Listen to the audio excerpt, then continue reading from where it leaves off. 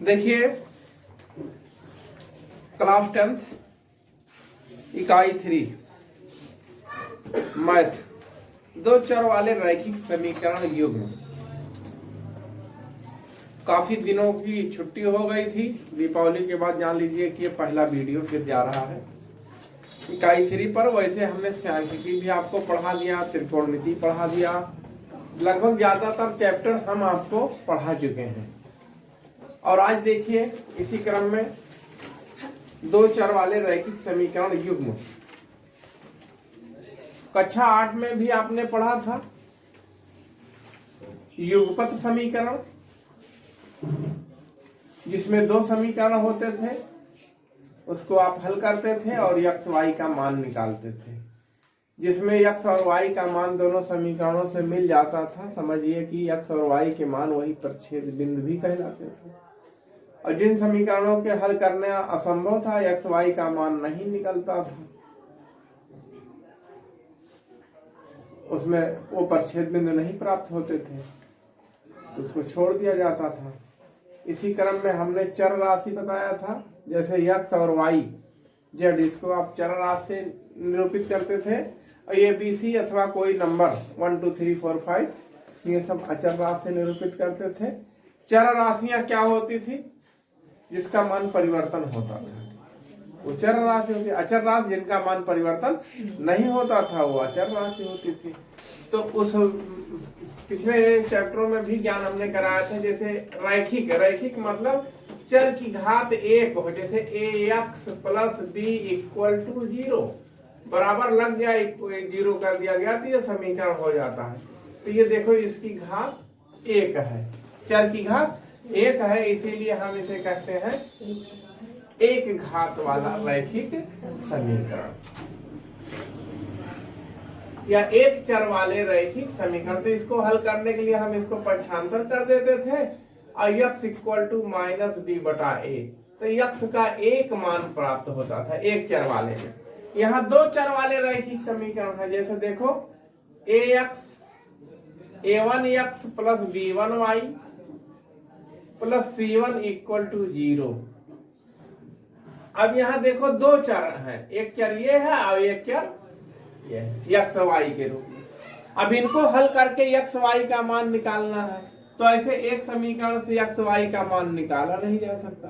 हाँ, अगर रेखा चित्र बनाना चाहते हो तो x का स्वेच्छ अचर मान करके, आर्बिट्रेरी जो मानते हैं, यानी 0 1 2 3 -1 -2 -3 इस प्रकार से तमाम नंबर मान करके y का मान कैलकुलेट कर सकते थे, या y के नंबर को आर्बिट्रेरी करके x का मान कैलकुलेट कर सकते थे।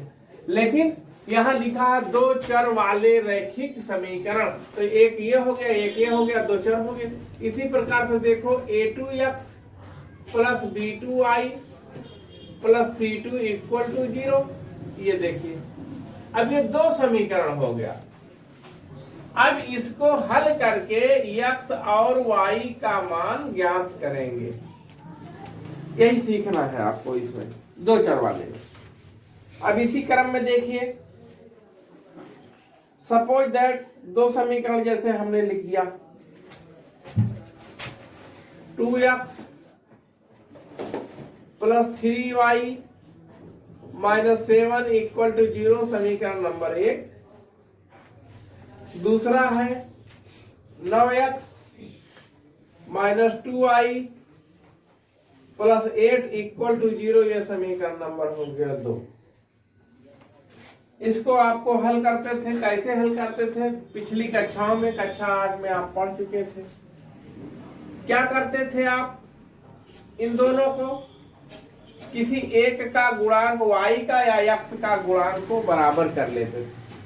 अब जैसे मान लो यहाँ 2 है, यहाँ 3 है, तो इस वाले में 2 से समीकरण 1 में क्या करेंगे? 2 से मल्टीप्लाई कर दीजिए और समीकरण 2 में 3 से इसके गुणांक से मल्टीप्लाई कर दीजिए। देखिए अभी तैयार हो जाएगा। तो 2 से इसमें करोगे, 2 दूना 4 या + 2 तिहाई 6y - 2 सते 14 = 0। इसी प्रकार इसमें 3 से करिए, 3 9 27x, 3 दूनी 6y + 3 8 24 = 0। अब देखो ये हल करने लायक अगर लिखोगे जोड़ने पर, तो जोड़ने पर ये देखो कट जाएगा, और 27 में 4 जोड़ दोगे तो हो जाएगा 7 4 11 31 यक्स। ये देखिए 24 में से 14 घटा दोगे तो आ जाएगा सीधे 10। देख रहे हो ना, इक्वल टू 0। यहाँ ये है, क्या कहते हैं, ये प्लस है। अब देखो 31 x equal to -10, x equal to -10 बटा 31। ये देखो यक्स का मान जब आ गया तो किसी समीकरण में आप रख देते y का मान निकालने के लिए। जैसे मान लो 2x + 3y - 7 इक्वल टू 0, रख दो मान x का। 2 गुणे माइनस कितना आया है 10 बटा 21 धन 3y, 7 को उधर कर दो, माइनस है तो उधर प्लस हो जाएगा। अब 3y इसको उधर ले जाओ 7, ये माइनस है तो इधर जाएगा प्लस हो जाएगा। 10 दूना 20 बटा 31। देखो 3y कितना हो जाएगा 7 3 के 21 धन 20 बटा 31। फिर देखो y इक्वल टू, ये जोड़ डालो 200 हो जाएगा 37 बटा 31 गुणे 3, इधर 3 हो जाएगा भाग। y इक्वल टू 237 बटा 3 करने 3 3 तरीका 9। इस तरीके से आप निकाल सकते हैं, चाहो तो इसको काट सकते हो। 3 तरीका 9, 3 करने 3, 3 सते 21, 2 3 9 27। y इक्वल टू 79 बटा 31। इस प्रकार से देखेंगे x और y का मान हल किया जाता है। तो ये 2 चर वाले रैखिक समीकरणों को हम कैसे हल करते हैं, इसका तरीका है। अब इसके आगे देखिए प्रश्नावली में चलते हैं।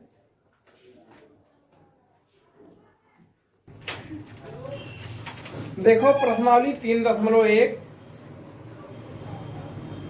Question number 1। आफताब अपनी पुत्री से कहता है कि 7 वर्ष पूर्व मैं तुमसे 7 गुनी आयु का था,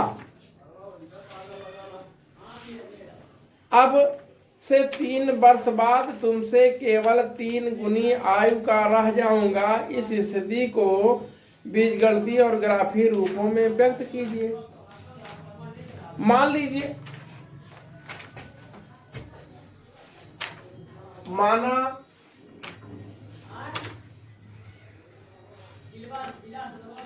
आफताब की आयु x वर्ष, उसकी पुत्री की आयु y वर्ष। 2 चर वाले पढ़ रहे हो तो 2 चर मान लो। अब देखो 7 वर्ष पूर्व आफताब की आयु निकाल लो।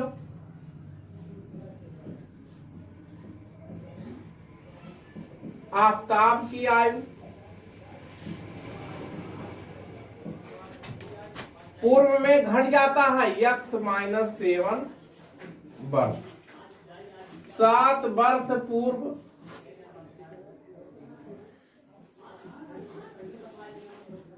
पुत्री की आयु क्या होगा y - 7 वर्ष। प्रश्नानुसार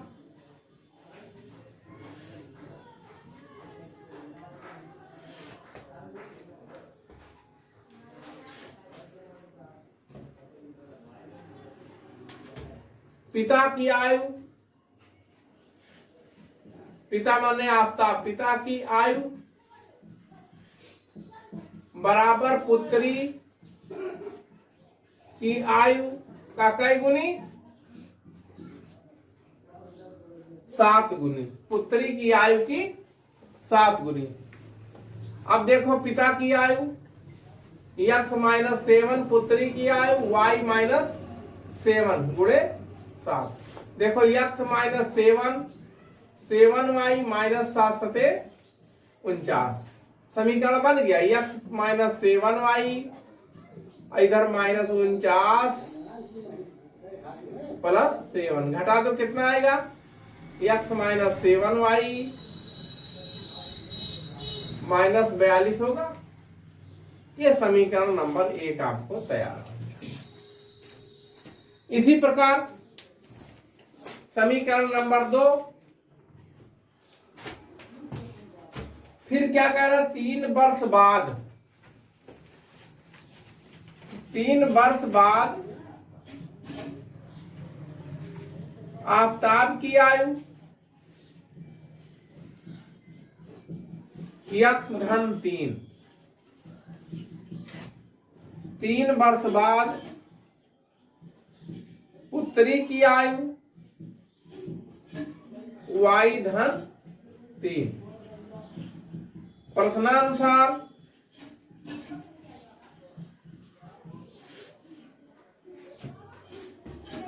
क्या कह रहा है, मैं तुमसे केवल 3 गुनी आयु का रह जाऊंगा, यानी पिता की आयु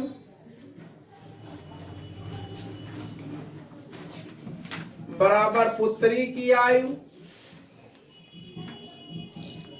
गुणे 3।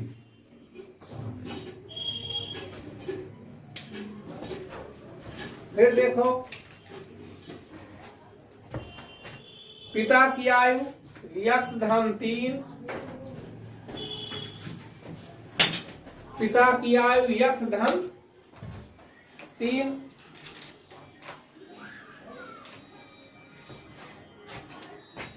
पुत्री की आयु y-3 गुणे 3, x-3 3y-9, x minus 3y, इसको उधर ले जाओगे 9 minus 3, x minus 3y equal to 6।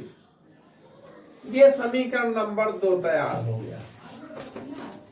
अब इनका बीजगणितीय निरूपण कैसे करेंगे?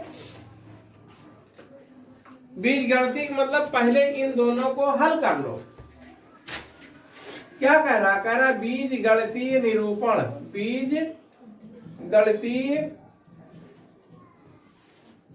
निरूपण कैसे करेंगे? बीजगणितीय निरूपण दोनों समीकरणों को हल कर लोगे। x minus 7y equal to minus 42 और x minus 3y equal to 6। देखो घटाने पर चिन्ह बदल जाएंगे,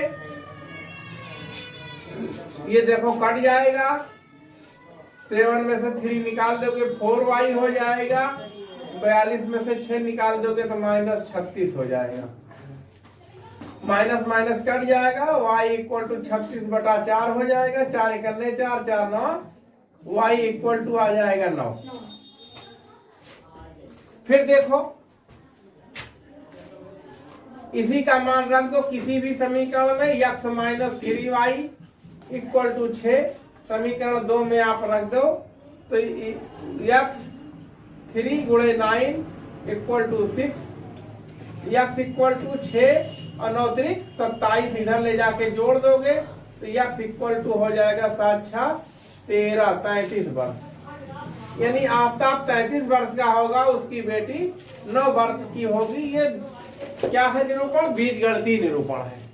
अब इसके बाद ज्यामितीय निरूपण, ज्यामितीय निरूपण भी या ग्राफी निरूपण सीखने के लिए हम बता रहे हैं इसका तरीका।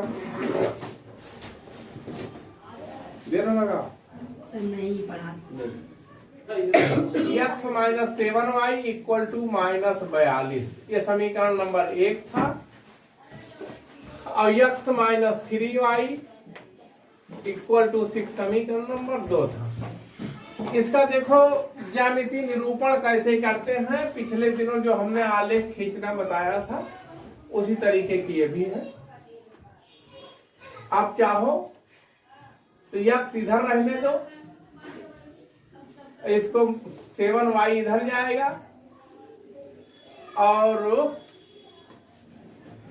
इसको 42 को इधर लाओ, x प्लस 42, फिर y इक्वल टू कर दोगे x प्लस 42 अपान 7। अब आप एक बॉक्स खींचेंगे ऐसे,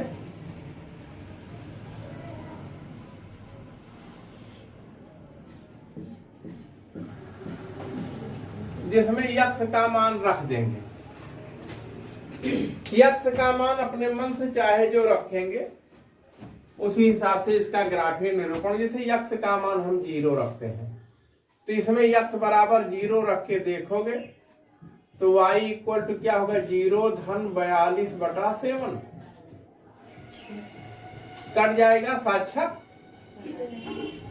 ये आपको एक रीडिंग 6 मिलेगी।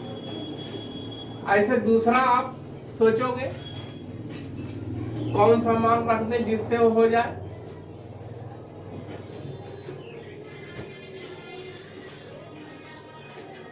अगर इसको हम 7 रख दें x बराबर, तो y इक्वल टू 7 प्लस 42 अपान 7 49 हो जाएगा बटे 7। 7 सते आएगा कि नहीं। ऐसा ही कुछ और सोचो इधर की तरफ,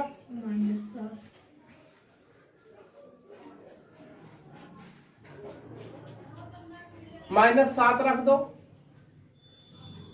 x बराबर -7,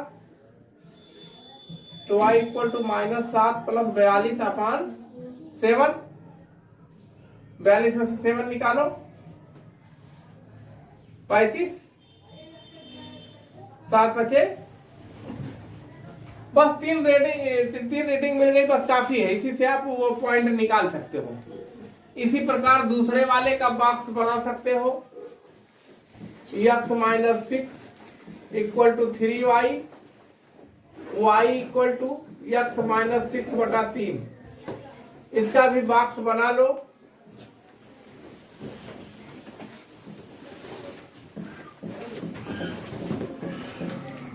देखो इसका बॉक्स बना लेंगे। x का मान अगर आप 0 रख देते हो,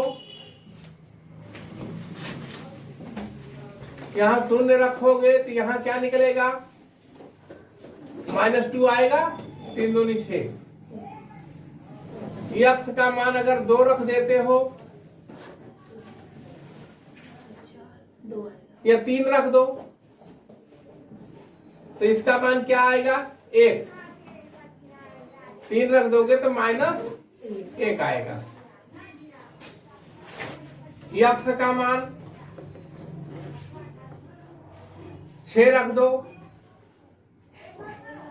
तो इसका मान 0 आएगा। इसी प्रकार यहां x का मान -3 रख दो तो माइनस, क्यों, 6 3 9, 3 3 का -3 आ जाएगा। ठीक। और अगर -6 रख देते हो, 6 6 12, तो 3 4, इस प्रकार से। ठीक। अब इसके बाद देखो, ऐसे तुम ग्राफ खींचने के लिए x डैश, 1 मिनट में फाइन होता है, x डैश y डैश, ये मूल बिंदु है, इसमें दूरी बना लो। 1 2 बराबर दूरी पर 3 4 5 6 7, 1 2 3 4 5 6 7, 1 2 3 4 5 6 7, 1 2 3 4 5 6 7। ऐसे बराबर दूरी कर लो। इधर 1 2 3 4 5 6 7, -1 -2 -3 -4 -5 -6 -7, 1 2 3 4 5 6 7, -1 -2 -3 -4 -5 -6 -7। देखो पहले वाले समीकरण का 0 खोज लो और 6 खोज लो। 0 ये है और 6 वाई अक्ष पर यहाँ हो गया, तो एक बिंदु मिल गया 0 6। दूसरा है 7 7, एक्स अक्ष पर 7 यहाँ है और वाई अक्ष पर 7 यहाँ, इसको इसे आगे बढ़ा दो।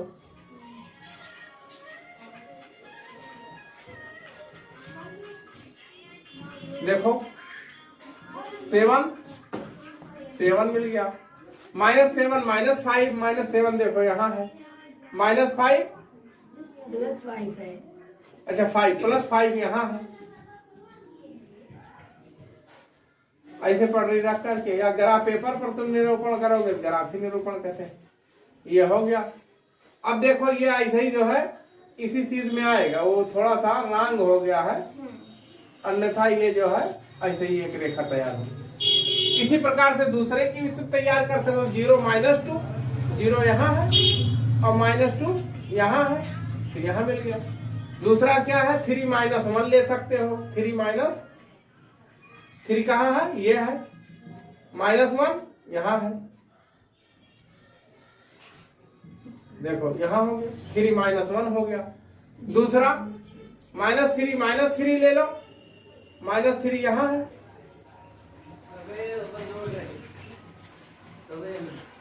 अब देखो ऐसे खींच दो। अब ये हो गया आपका दोनों ग्राफी निरूपण। एक हो गया क्या, x -3y = 6 हो गया, ये हो गया x -7y = -42। ये हो गया ग्राफिक